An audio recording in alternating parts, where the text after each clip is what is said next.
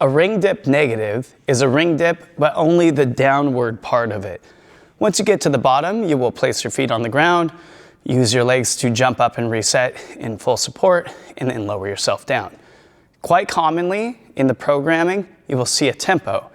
If it says 3-0-A-1, that means 3 seconds down, 0 at the bottom.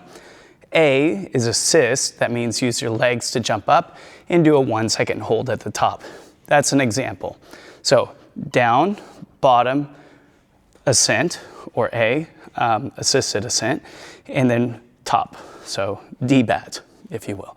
So we're going to start from full support, head up.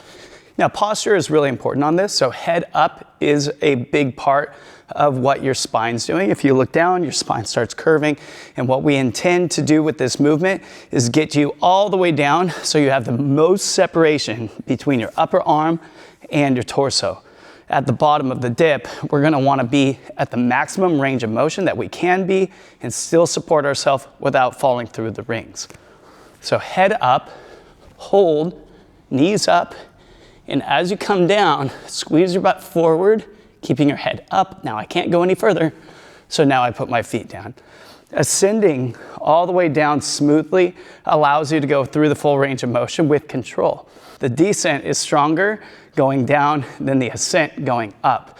So we want to take our time and pass through all range of motion because that works different part of the muscle. In this case, when we're at full support, we're using the belly of our pec. We're also using our lats and our triceps, but we'll say most of the labor is done in the pec for this exercise.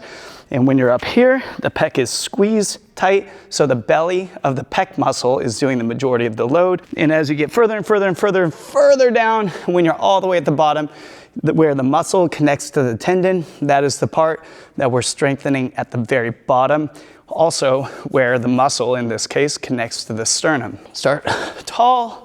Lower yourself down with a tempo if prescribed, hold if prescribed, put your feet down at the bottom.